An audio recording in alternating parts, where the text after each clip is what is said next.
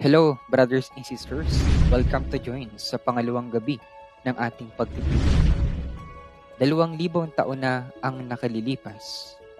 Ipinako ang Panginoon sa krus upang maging walang hanggang hain para sa kasalanan ng sangkatauhan, upang mapatawad ang ating mga kasalanan.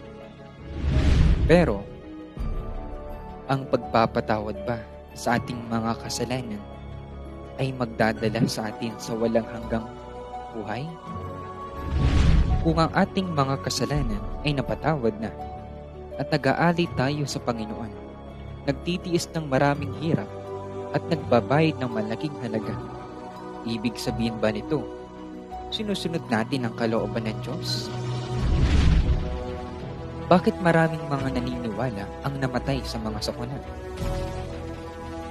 Maari ba tayong tiyak na makapasok sa kaharian ng langit? Ang tanong na ito ay tumatalakay sa ating patutunguhan. Kaya, ngayong gabi, ito ang ating tatalakayin.